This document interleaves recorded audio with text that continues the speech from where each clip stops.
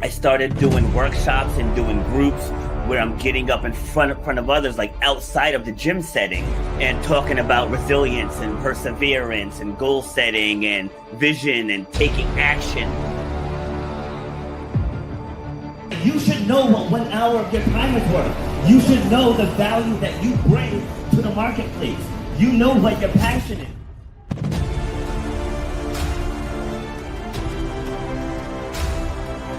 Starts with clarity of vision. If you don't have the clarity of vision, whatever next thing you get, you're not going to see it through because you don't have the clarity of vision. So the point of my pain was being told you will never run or jump again. And all that stuff, I was like, you know what? Like, I want to be able to take this even bigger. If you know why you do what you do, you have to know how to charge for what you do. That's how you're going to change your life, and that's how you're going to leave a legacy for your children and your family. You got to know your worth.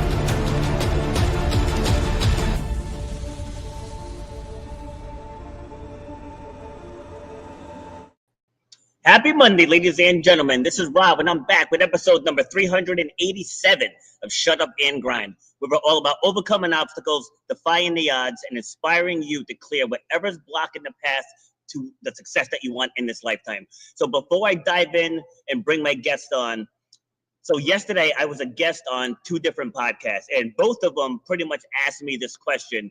And for today's tip of the day, I want to share my answer here. And the question was, why do people get overcome with self-doubt? And the answer is because somewhere along the way, they forgot who they were, right? People end up attaching their identity to what they do, to their career choice, to being a parent. So it's like you got to strip away all of that stuff and get to who are you at your core. You take away all the hats. It's like, yes, I'm an author. Yes, I'm a podcast host. Yes, I'm a track and field coach. Yes, I manage a gym that you can see creeping through the green screen behind me here. All right, yes, those are all things that I do. But at my core, I'm a competitor. That's what I do. Everything that I face, I look at it through the lens of a competitor. Just right now, as I sit, I am only 3.5 weeks removed from knee replacement surgery. And I just left physical therapy earlier. And they said I am light years ahead of the average person. And why? Because going into that rehab, I told myself, as the competitor that I am, I'm going to defy all of the odds of this rehab, all of them. And all the milestones, I hit them all early. And why? Because I'm mentally prepared for it. I don't wait for life to give me permission to be who I am. I show up, whether it's on podcasts, whether it's on my own show, whether it's in person, whether I'm speaking in schools, whether I'm speaking to sports teams, it doesn't matter. I show up as me. I'm an athlete. I'm a gym owner. I show up in a tank top because this is me. I'm not showing up in a shirt and a tie. Being authentically you is the key to overcoming self-doubt. Okay? And with that, we're going to be talking today about learning beyond the lines. We got curiosity, courage, and creating your own path. And helping me have this conversation is Dr. Sheldon Greaves, a lifelong learner who chose an unconventional path after realizing traditional academia wasn't where he belonged. What followed wasn't a step backward, but a radical expansion. So now what does all of that mean? Well, let's ask him. Sheldon, welcome to the show. Thank you. It's a pleasure to be here. All right. Where are you joining me from?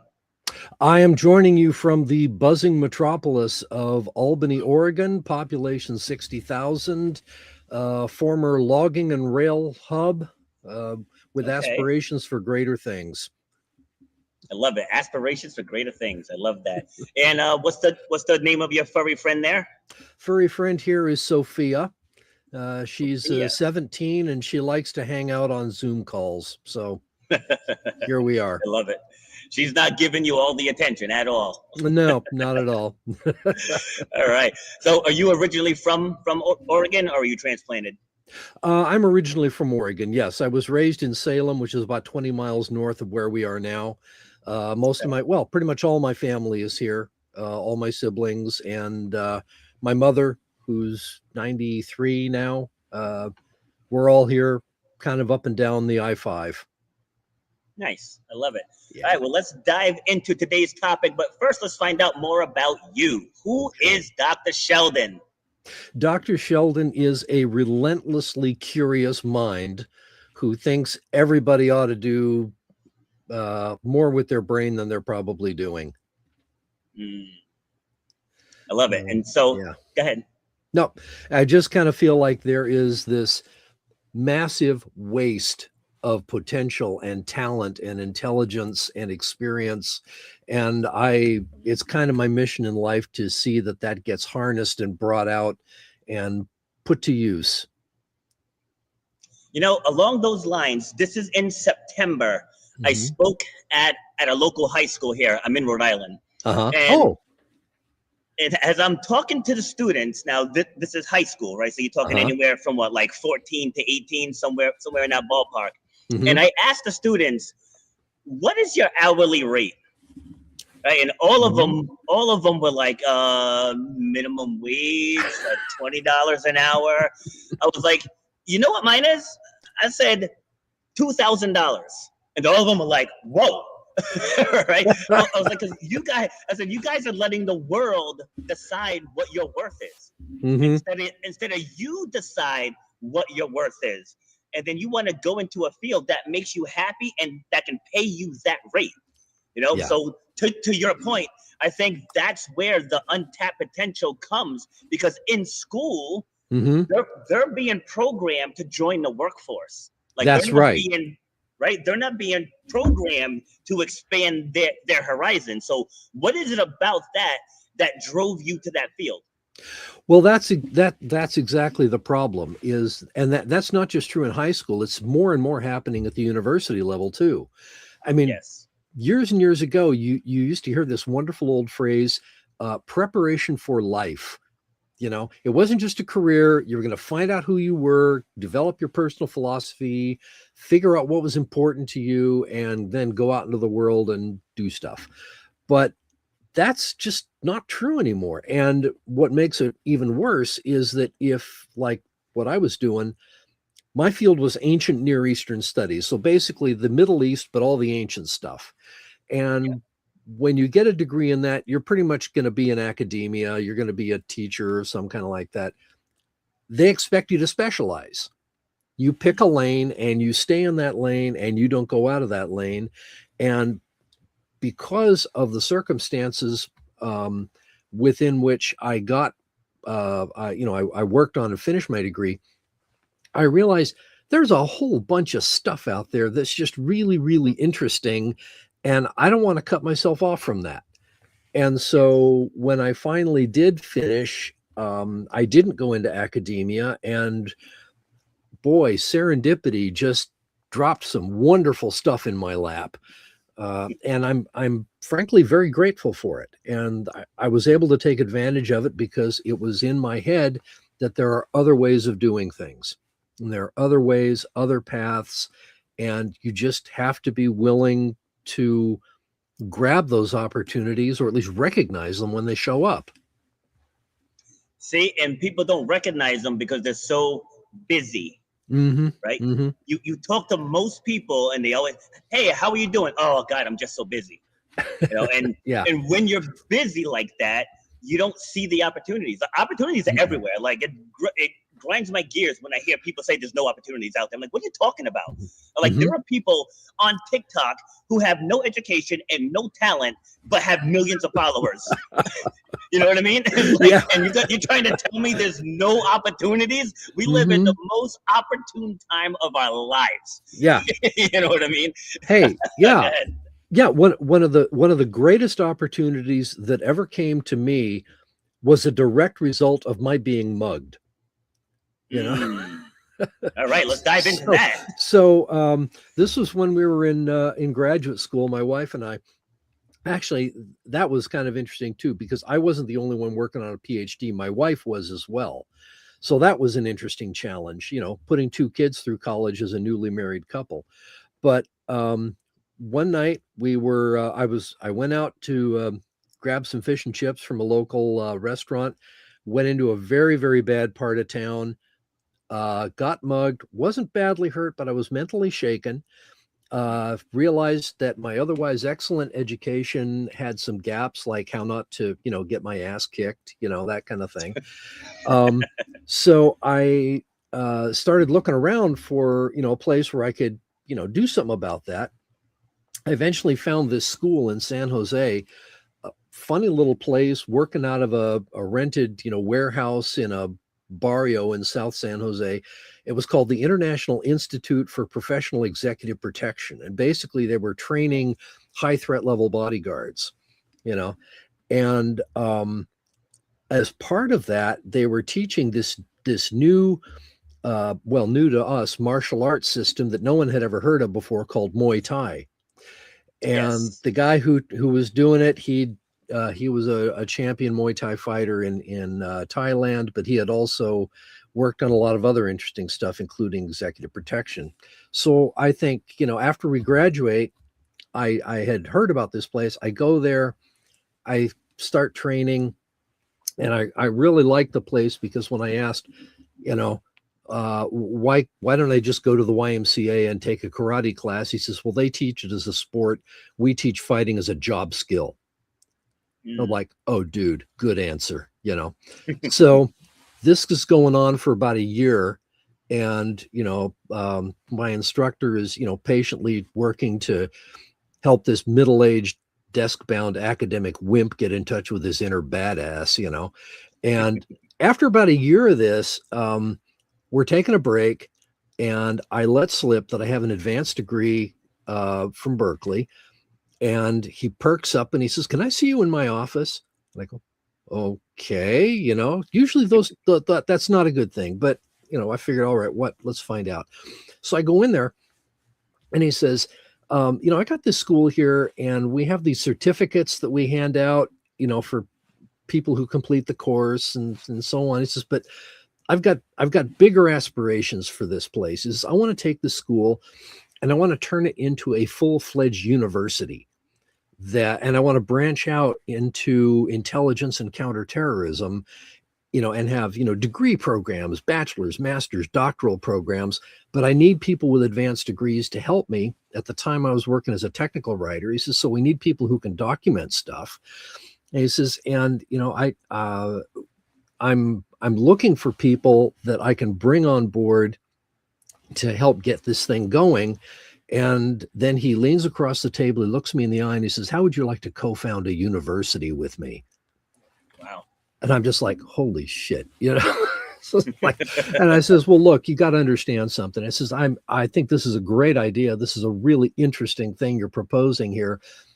But my knowledge of the intelligence world is basically that I've seen every episode of Get Smart, and he goes, and this is where he said something very interesting. He says, well, look, I'm not worried about that.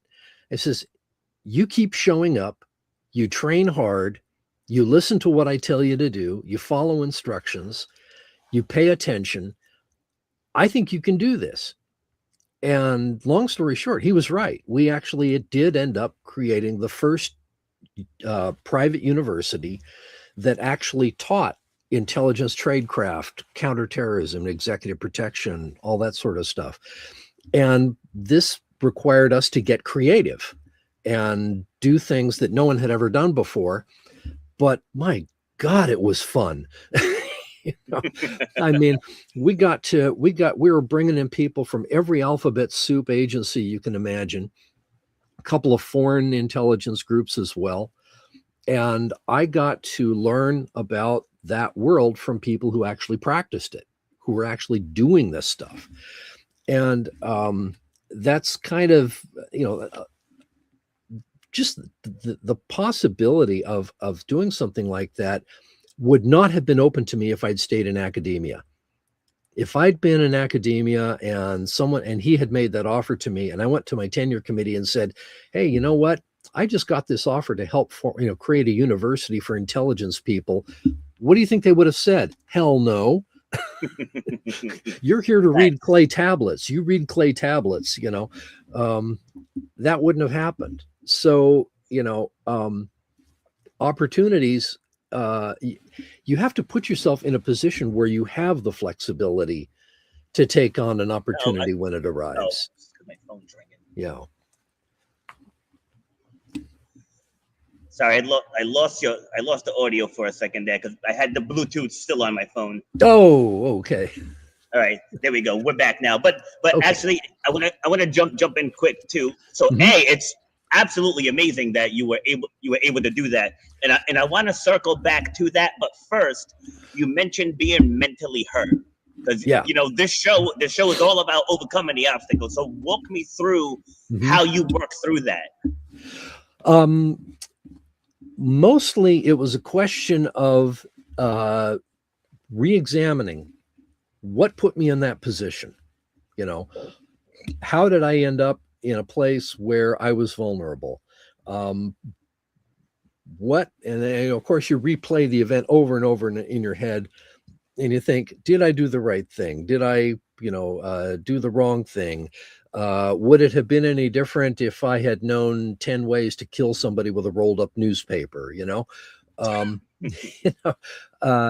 and so, there's a lot of self-doubt and a lot of things that I just don't know the answer to. But eventually what it came down to was I got through it. I wasn't badly hurt. I still had my life. The money that I lost was like, a couple of Happy Meals worth, no big deal there.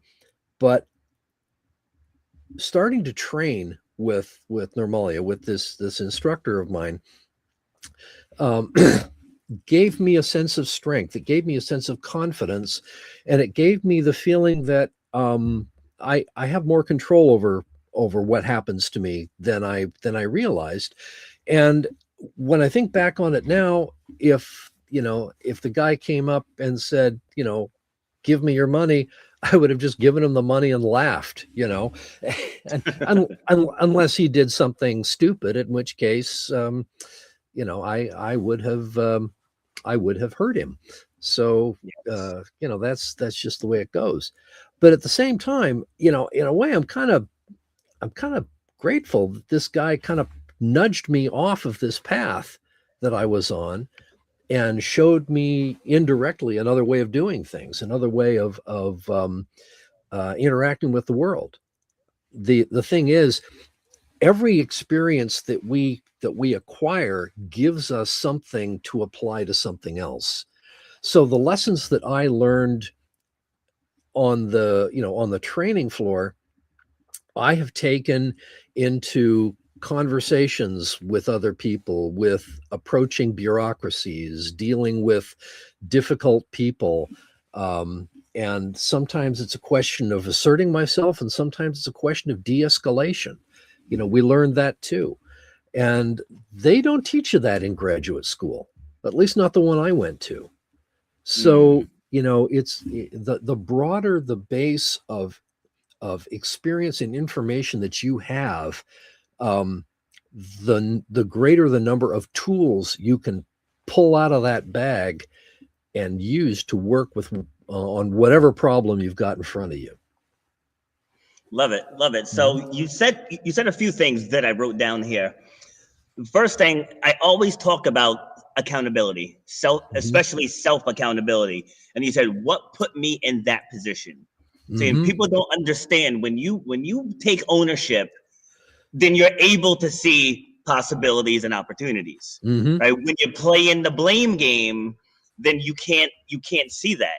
It's like, because now it's like you're playing defense instead of being on offense. When you're in defense, everything is a challenge, everything is a problem, everything is stressful, everything makes you anxious, right? When you're on defense, when you switch and you play offense, that's a whole different ball game. And again, this is something I'm speaking from experience. Like, as I wear this shirt, I walked away from my fitness business, dropped the keys on the desk, right? I dropped the keys on the desk. I was in a situation that wasn't serving me anymore. And I walked away, right? I walked away, lost my house, lost my car, walked away from clients that had been with me for like 10 plus years. But I had to make that decision, and I had to take that setback, right? And for a minute there, right? I'm human. So for a minute there, I went down that rabbit hole of, I can't believe he did this to me. I can't believe things didn't change until this one day. This is going to sound cliche, but I'm brushing my teeth and I locked eyes with myself in the mirror. Uh-huh. And I was like, dude, you literally have a show called Shut Up and Grind. It's like, it's like, why are you sitting here wallowing in misery? I'm like, let's just get to work. And I started taking action, started coaching again, started training my fitness clients again, because I was actually going to pivot away and I was going to go into digital marketing. Oh, But once I started coaching, that first practice back with those athletes, and just the way it relit my soul on fire, I was like, this is where I belong. Like, I belong helping people. yeah. It's like, yes, in digital marketing, yes, I can help people, market their businesses and stuff, but that didn't move me. Yeah. So I was able to get out of that place once I took accountability. It's like, why did you let it get that far? Right? It's like you lost your house because you let it get that far. Right? You lost your car because you let it get that far. And now, just today, at 4 o'clock today, I'm in an 8-week program where I'm going to be launching a speaking business that initial projections is going to do over $1 million in the first year. I went from losing everything to completely flipping the script. And it's not even about the money. It's the amount of people that I'm going to impact with this program and my mission to help people get over self-doubt.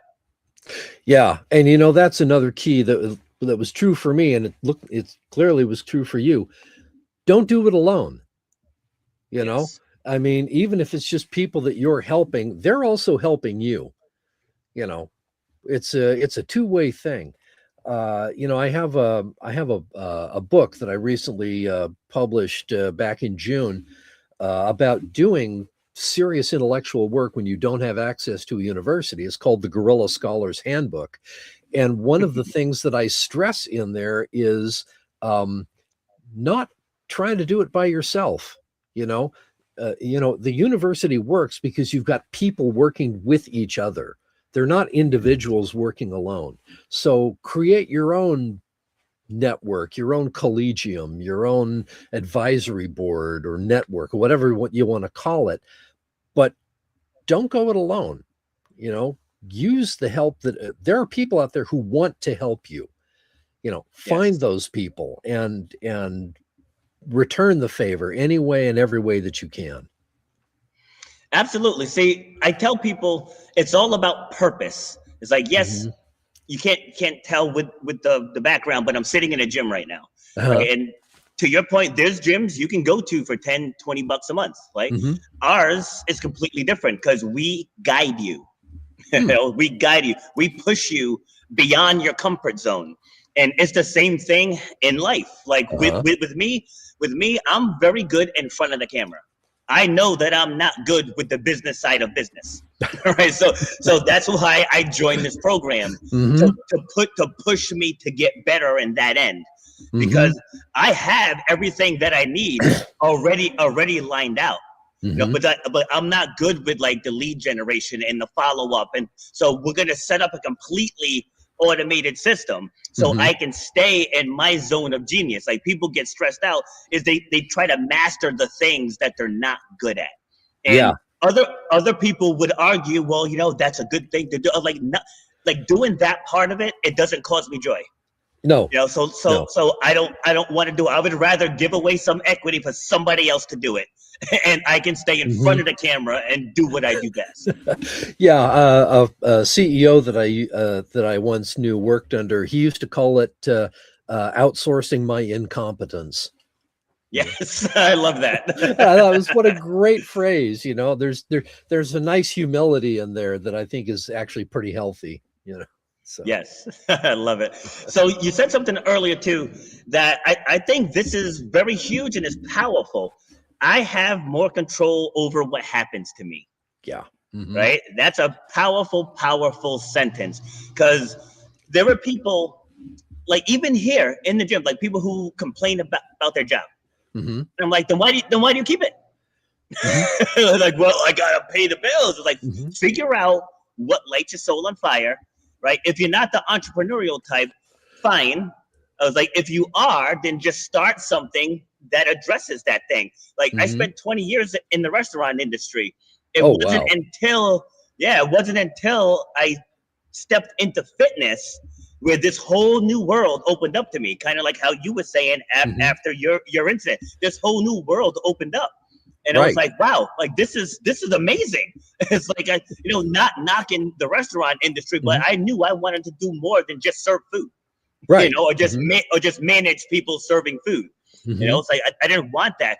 It's about purpose. Like when people come here into the gym, it's not just about losing weight. It's not just about building muscle or running faster. It's about becoming a more confident, a more resilient version of yourself. Because our classes here are hard. Right? Like if you can get through an hour of this, you can get through anything out there in life, like literally anything. Oh yeah. Yeah, and that's what's important. You push yourself and you discover things about yourself. You think, oh, I can do that after all. What do you know? I mean, that was something that happened to me. When I first started training at this gym. First day, the guy hands me a jump rope, and I'm thinking, oh no. I just about walked away right there. But nope, I'm going to do it. And, the first few weeks, it was ugly. I mean, it was really ugly. I looked like, I looked like a water balloon on crystal meth, trying to, jump up and down. But, eventually, you start to smooth out, you begin to, and you're thinking, I had no idea I could do this, And that's brilliant. And it's wonderful too, seeing that, in the intellectual sphere too, when someone suddenly realizes that, hey, they're learning to speak this language, or they're learning to do this kind of math, or write that kind of poetry, or whatever. And you get this kind of awakening, this like, wow, look at me, who knew? And that's for me, that's the real payoff, is watching someone have that, Yes, I agree. There was a woman, I worked with her for 8 weeks. She was in this program called Social Enterprise Greenhouse, where they help like people in low income areas. They help them start a business. Like it's like a 12-week intensive. So they help them take their idea, start a business, and then at the end of the program, they pitch to investors. So where I helped, because I'm a storytelling coach, so where I helped was I helped people with their pitches. I helped them get their story together. So this woman that I worked with, she was petrified of public speaking. So I had to get it into her head. I'm like, you are not afraid of public speaking. You just don't publicly speak enough. Right? It's like I tell people here in the gym, you're only good at what you work on. I said, so let's just work on getting you comfortable on camera. I said, don't worry about the ahs and the uhs. Just get used to showing up on camera and talking.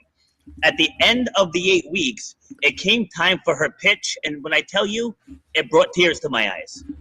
She absolutely nailed it. So just to illustrate your point, that's the real payoff. Even though that was a volunteer thing, but that's the payoff, is watching people go from I can't, I'm terrified, and she got up there and delivered a flawless pitch.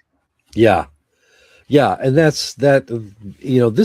This is what I mean when I say that there's so much unrealized talent and competence. There's a quote that I love by Stephen Jay Gould, who's a naturalist, wrote some wonderful books on dinosaurs and evolution and whatever.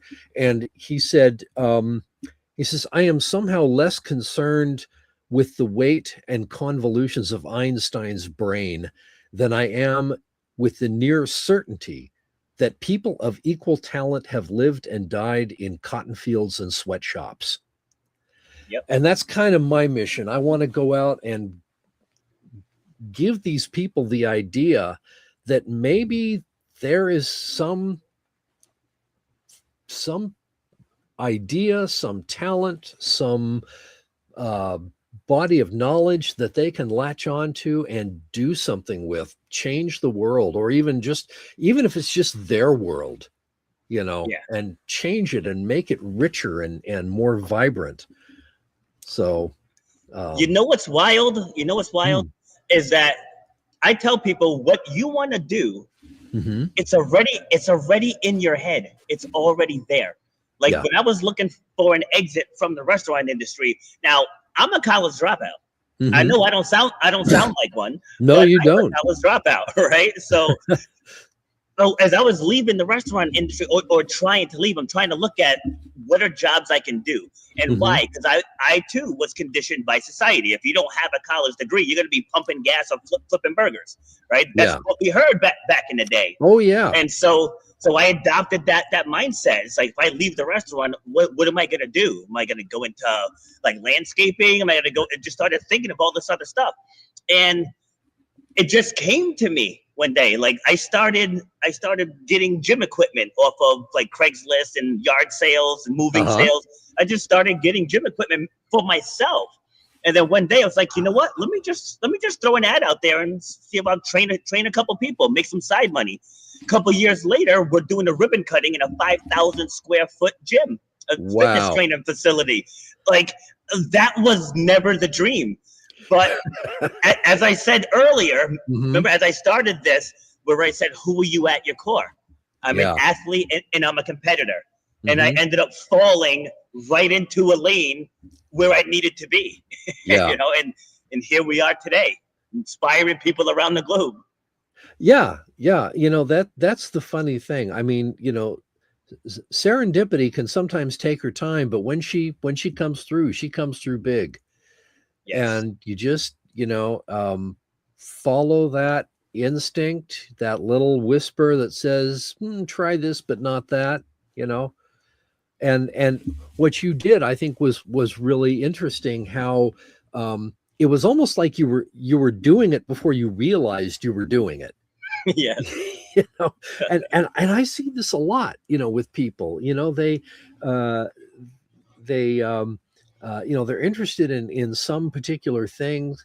uh like, maybe there's someone who picks up books on, I don't know, doing painting or something, and then one day they think, hey, you know what, I should take a painting class.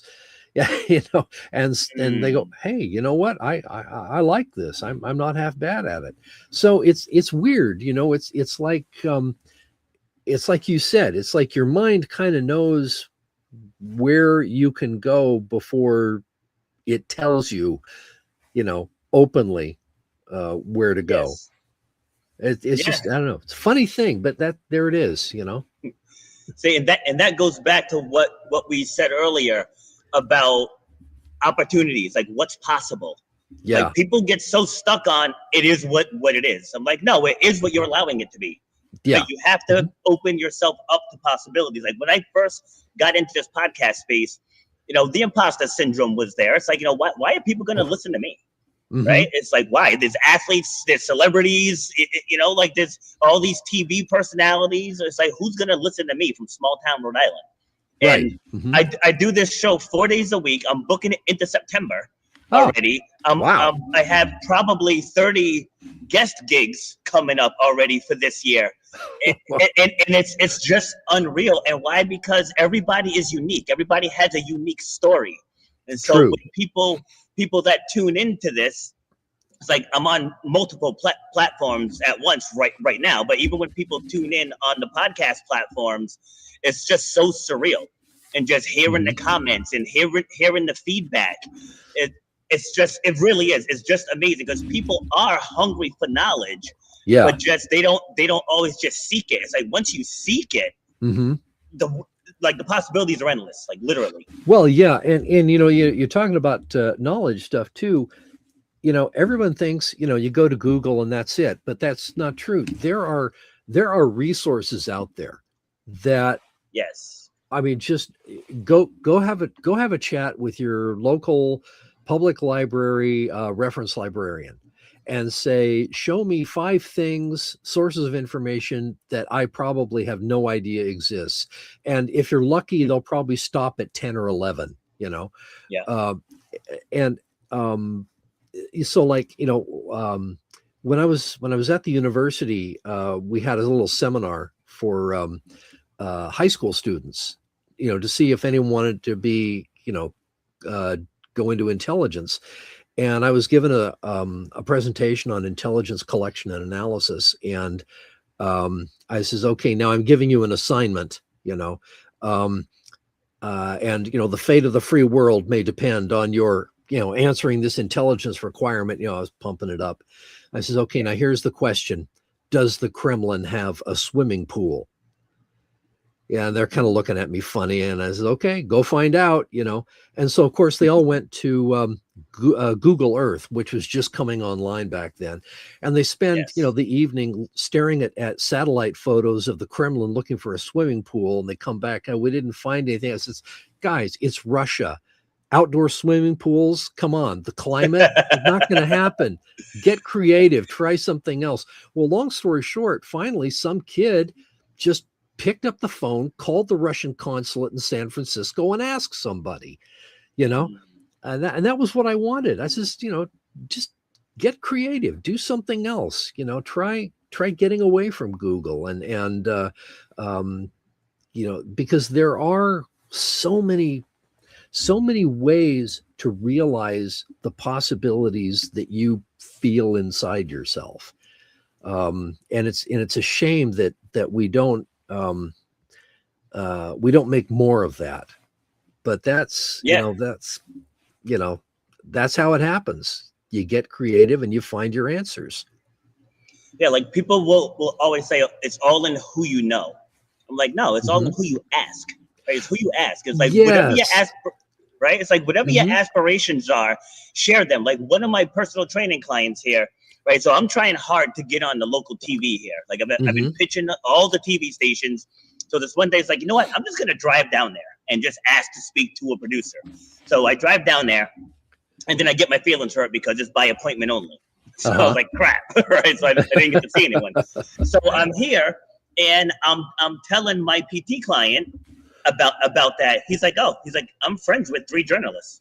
Oh, I was like, get out. I was like, seriously? He's like, yeah. And like one of them is a long time sportscaster who ironically interviewed me back in 2008. So he invited me to a Providence College basketball game where I got to meet him face to face. So now nothing has come of it yet, because with TV it's funny, it's all about what's in the news cycle. right. But I sent him all of my information, and he's like, I can't guarantee anything. He's like, but I can guarantee someone will look at your stuff. And I was like, and that's just simply from putting it out there. It's like, who would have thought? Like, I didn't know he had connections like that. But if I just kept that to myself, I would have never have made that connection. No, and that is such an important thing. It's not who you know, it's who you ask. And that is really, really good, because you're not gonna get anything if you don't ask for it. Yes. And find the people who can help you, and put the question to them. The other thing too is, like you were saying, just keep putting stuff out there. Not everything is going to come back, but something will, and sometimes something will come back in a way you didn't expect. Yes. And that can be a lot of fun too. And sometimes you have to kind of, how shall I say this? You have to be adaptable. You have to be able to say, "Oh, I didn't see that coming, but here's how I'm going to approach it." Yeah. See, and that's and that right there is what keeps a lot of people stuck, because life hits them and then they crumble. Yeah. Right. They absolutely crumble. Like it snowed. We got like 8 or 9 inches of snow on Saturday, and so fortunately I was able to make it home, because like this gym is 25 minutes from my house. In Rhode Island time, that's long. Because our state is this big, right? So, so anything over 10 minutes here is a nuisance, right? So I make it home, and then right when I get home, I have a flat tire, right? So when I bought my car, it didn't have a spare, and shame on me, because I've had the car for almost 3 years now. So shame on me for not getting a spare, right? So I'm like, crap, what am I gonna do? I'm like, I need to get this fixed. So we're in the middle of a snowstorm. So I call a place. I'm like, if I bring this tire down, I was like, can you repair it? Like, best case scenario is that it gets repaired. Worst case, I have to buy a new one. So I drive down there, and I get in there. It can't be repaired, and they don't have my tire in stock, right? So they're like, we can order it for you for Monday. I'm like, I have to work tomorrow. Like I need this done today. Uh-huh. You know, so I just picked up the phone and started making phone calls. Now, do I want to drive in the snowstorm? No, but my tire needs to be fixed. Yeah. Right. So Mm-hmm. yeah, so I ended up finding a place that could do it. I went. Like this whole ordeal took a matter of hours because it was crazy just getting the tire off of the car. Right. Well, and so, yeah, in a snowstorm. Right. And while I have it on the jack, I must have did something wrong because it ended up slipping off the jack. Like once I got back with the new tire, the car is on the ground. I'm like, crap. So I ended up calling AAA to come and lift it up so we can get the tire on. It took them almost 3 hours to get there. But Wow. at the end of the day, the job got done. Yeah. Right. The easier path would have been like, I can get somebody to cover my class on Sunday and I'll wait till Monday to get the tire. Like that's the easy answer. But no, like I needed it done that day and did what had to be done to get it done. Yeah. And you got creative, you know, and that was key, you know. Yeah. Yeah. You know, for a long time, I used to help kids with their homework on AOL. I was an AOL homework assistant, whatever. And there was this one kid, this was back in the late 90s. And there was this one kid who was saying, I need to talk to, I need an answer to this question. I was trying to reach the reference librarian, you know, in town. He was in LA. He says, but the library is closed. You know, it closed at 6 and it's 6:05. I don't know what to do. And I says, okay, well, here's what you do. Call the reference librarian at the public library in Honolulu. They're 3 hours ahead. They're still open. Call them, you know.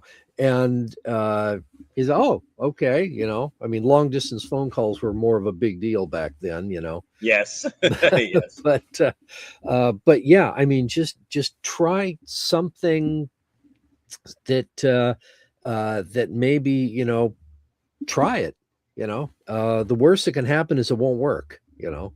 Yes. So, yes. I say that all the time. It's like people think that something not working is like the end of the world. Like it's not the end of the world. Like if you buy a lottery ticket, you're only out $2 if you don't win. Like it's not a big deal. If you try an investment and the investment doesn't work, okay, it doesn't work, but you tried. Yeah. You know, it's like people always say to me, it's like, aren't you afraid of insert fear? I'm like, no. I'm like, no. Like I said, even with this knee rehab, the things that I'm doing, everybody in class is like, you shouldn't be doing that. You shouldn't be doing that. I'm like, you are not my physical therapist. It's like my physical. I tell them the things that I'm doing, and if they think it's too much, they will tell me.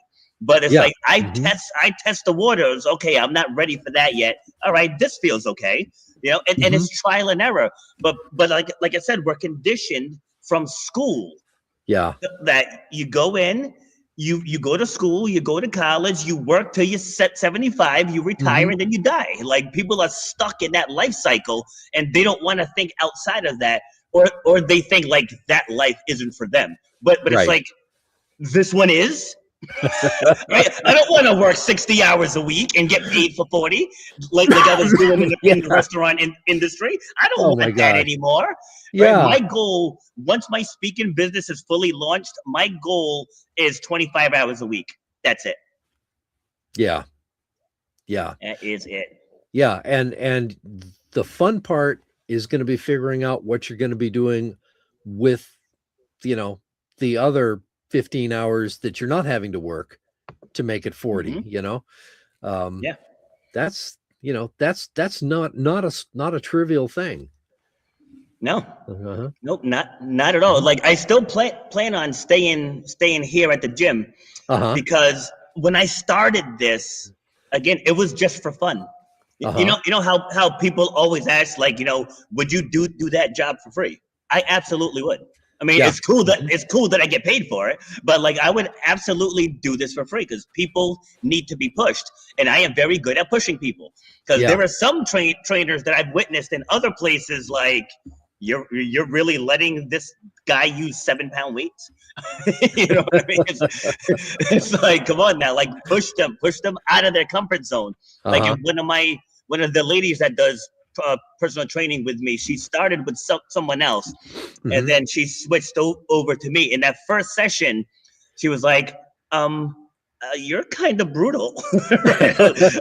I said, this is your first session. It's like, give your body a chance to adapt to the workload. Mm-hmm. Right? I said to them, I'm not going to reduce the workload. We're going to increase your physical resilience. And so Yeah. now we fast forward. It's been 4 or 5 months now. She's down like 24 pounds and she's 63, right? She's down 24 pounds. Her Excellent. muscles popping everywhere. Her endurance is great. She had her physical and her doctor told her, whatever you're doing, keep doing it. And Mhm. that's what it's about. That's the payoff right there. Having Yeah. her go from I can't to I can and having a clean bill of health. It's like, that's why I do what I do. Yeah. Yeah, and you mentioned something else too about, starting a new venture or trying something different. And there's something that I tell people, when they're considering some kind of project or whatever, and I ask them, will it still have been worth doing even if you fail? Mm. Because there are things that you can still learn from not getting what you want. I was on a project where it was a bunch of amateur scientists. We were involved in a contest to see which non-governmental organization could design, build, and launch a vehicle that could carry a 2-kilogram payload to an altitude of 200 kilometers. Now, just for comparison, the shuttle used to orbit at about 180, so it's way the heck out there.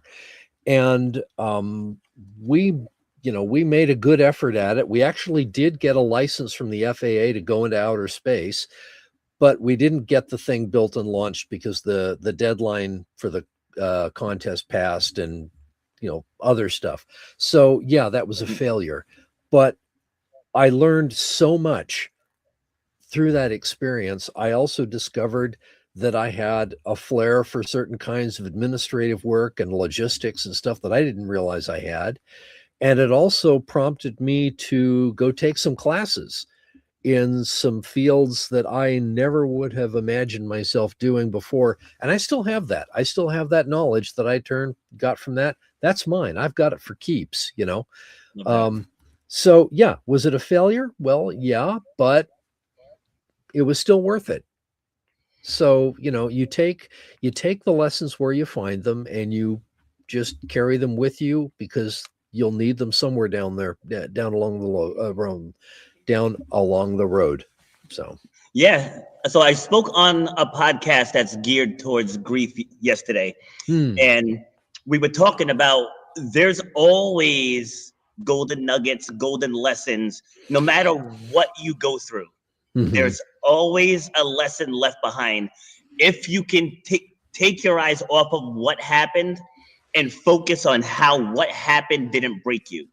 Yeah. Like I was talking about watching my dad pass away. That's like, if I just stay stuck on his last minute of life, like I'll never be able to move on from that, right? So it's like you got to focus on the second we left the hospital. That's where the story starts. It starts from there. Like, how did we pick up the pieces and move forward? And that's where you can find the inspiration in your story, instead of, oh, the woe is me, this is what happened to me. Like it says up above us, your true power lies in your story. And the more you share it, people are gonna resonate. And then your aura, your spirit is gonna draw in the people that need to hear what you have to say. And that's what people have to understand. People will say, I don't have a story. Like, everybody has a story. Everybody. Oh yeah. No, it's true. Said to you, like I said to you earlier, I don't vet the guests, right? Like, I knew nothing about you before you came in, right? And to be real, right? Had I did, I would have put doctor on there. Right? I didn't realize you had a PhD until it popped up on the screen here when I put you in the thread. You know what I mean? But the point is, it's like, anyone that wants to be on the show, I let them in, unless they're like anything polarizing, like hardcore religious or hardcore political. Because like I don't want that. We want uplifting stories. Well, yeah, and I don't vet them, because everybody has a story. Everybody does. So, and once people realize that, going back to the possibilities and the opportunities, you'll be able to better see them. Oh yeah. Yeah, and you talk about stories, and you mentioned, your father passing. A couple of years ago, my father passed away, and the the funny thing is, it's funny what you learn about somebody after they die, that you Yeah. didn't know while they were alive, and that kind of gives you a basis for thinking about them. For instance, I didn't know this. My dad loved to play basketball when he was a young man, and I learned after he died that he was on a community basketball team that hosted the visiting Harlem Globetrotters. Oh, nice. My dad played against the Harlem Globetrotters. I had Wow. no idea. No kidding. How did that never come up at the family reunion? Yeah, but then my dad was eccentric as hell. I mean, in his 70s, he was a huge punk rock fan. So go Ah, figure. But he also loved opera. So whatever. Um, but yeah, I mean, these kinds of things, they're gateways, they're passageways, and I can carry that funny little factoid about my father and all the other things that I knew about him, and that informs my life now, and it gives me something to look back on and to draw strength from, and to frankly chuckle at a little bit, trying to imagine my dad keeping up with Meadowlark Lemon, uh, yeah. I think it's hilarious, but that's just me.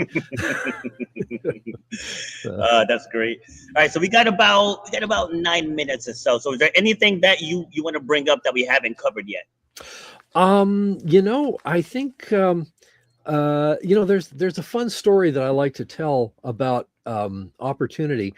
There was an attorney. His name was Michael Freed, and he used to Xerox articles that he would find on the web and bring home to his kids if he thought they'd be interesting. And he brought one home that talked about a study or a paper that someone had published, claiming that the stories about signs in stores and businesses saying no Irish need apply, that never happened, Mm. that wasn't a thing. And his daughter, Rebecca, she was, I think she was an eighth grader. She was about 14 anyway. She read this and she thought it was kind of curious. So she went online and she found an old newspaper database. And immediately she started finding photographs with pictures of businesses with no Irish need apply signs in the window. And she Mm. thought that was kind of weird. So she wrote a paper about that for her class. And then after she did that, she kept going on this and going on this. And long story short, she eventually contacted a retired scholar of immigration, and said, there's this study over here, but then I've got all this stuff here. Have I got something? And he said, yes, absolutely. So what he did was he helped her take her paper, her junior high school paper, and turn it into something that could be submitted for peer review. And it was eventually published in a peer reviewed Wow. journal and completely overturned this other thesis. So, this Wow. professional scholar had gotten his thesis blown out of the water by a 14-year-old, you know. So but the way she conducted herself and the way that she went about this is just very instructive. And I talk about this, in my book, along with some other examples. But this idea that there are limits to what we can do because of our age, because of our background, because of what we know, who we don't know, the number of letters after our name. It's No, it's not nearly as important as people think. And quite honestly, some of the really innovative, interesting, and groundbreaking thinking these days is not happening on university campuses. It's happening outside. And it's kind of my mission to get people thinking in interesting and unusual and innovative directions, because right now, okay, I like to say that I'm an elitist. And by that, I mean that we need elite thinkers in every corner and at every level of society. And I think the potential is there. It just has to be unlocked. I love that. I love that. That's so true. It's like people are capable of way more than they think. Mm-hmm. Way more. And once you can break free from Mm-hmm. this from the societal conditioning, because like I said, once I broke free, I was like, this, I should have did this ages ago. Like literally ages ago. Yeah. But no, I thought with no degree, what am I gonna do? Hmm. You know, like, and you trap yourself in that box. Yeah. And then people always say, oh, well, you know, I never catch a break. I'm like, yeah, because a break's not coming to you. You have to go take the break. Yeah. Right? You have to take it. And once I decided, well, I shouldn't say I decided. I was kind of thrust into it because it was hard for me to walk away from the restaurant because getting that paycheck every Friday and the vacation time, the sick days, insurance, you know, like it was tough. So the people who are stuck in that rut, I feel you, man. I was there. But then I got fired from my job. So once I got fired, I was like, this is great. I don't have to do this anymore. Now I can just go full force with fitness. And one of the biggest myths out there, right? Just as a everyday worker, I thought making $100,000 was so foreign. That was just it's so far-fetched. It's out of my league. When we opened our gym in January, the goal was to hit 100K by December. We hit it in May. Wow. Oh my gosh. In May. You know, I was like, wow, completely opened up my mind to financial possibilities. You know, because we tie money to hours. Right? Yeah. Right. And so now being out there and helping people, you know, it's like some people are like, oh, well, you should just be doing that for free. I'm like, if Marlboro can get paid for giving people cancer, I should be able to be paid for giving people control of their own emotions, of you know, erasing the self-doubt, improving their self-esteem. Like that's something I shouldn't get paid for. When alcohol companies, right, are getting paid for getting people hooked on their product, right? Like that way of thinking makes no sense. No. Yeah, I'm gonna throw it to you for some final words. You know what? There's I guess when I started working on the book, you know, it was basically a love song to learning because learning is fun. It's what we do, you know. It's like I have never been more perplexed than when I see an educational product that says makes learning fun. You know, to me, that makes about as much sense as makes breathing fun, you know, because that's just who we are. It's what we do. You know, you're in the checkout line, you're perusing the tabloids or whatever, you know, we're always pulling in information. And I think because it's so natural for us, I agree with something an author, T.H. White, he wrote a novel called The Once and Future King, you know, about King Arthur. And in the story, Merlin the magician is giving advice to young Arthur, who's having a bad day or whatever. And he says, the best thing for being sad is to learn something. That is the only thing that never fails. And it's just, you know, it's something that the mind, you know, can never exhaust, never be tortured by, never fear or distrust, and never dream of regretting. And I have found that to be so true.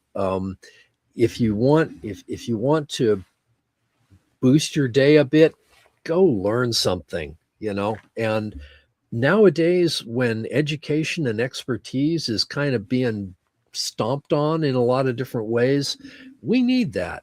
We need to reassert that, you know what, let's do it for pleasure, if nothing else. Love that. So my take with education is, so people get a degree and then they just say, I'm educated. I'm like, you're educated in your field. Right. Right, in your field. Exactly. I can get up here and talk about personal development and I can talk about mental performance all day long. If you ask me to speak on your experience, right, I can't speak to that. You know, so to just simply say I'm educated, like that's such a broad statement that people don't realize. So that's just to highlight your point about always be learning. Even in the fitness industry, I don't know everything about this. There's athletic training, there's physical therapy, there's sports conditioning. Like there's so many different components to fitness. I don't know all of it. Yeah. So to just say I'm a fitness professional, just ask me. It's like there's different levels. There's different levels. Like I don't know kinesiology like the back of my hand. Uh-huh. You know what I mean? Oh, yeah. I just know that I can get people to believe in themselves. Like that's what I tell people. That's my superpower. It doesn't matter how many certifications I have. Like none of that stuff matters. I can get you to believe that you can run through a brick wall. It's like that's my superpower. So, that's right. All right. So let's bring this down. I mean, you can add on to that if you want to, and then just let people know where they can find you. Yeah, all I can add to that is, if you find if you find that you're the smartest person in the room, you're in the wrong room.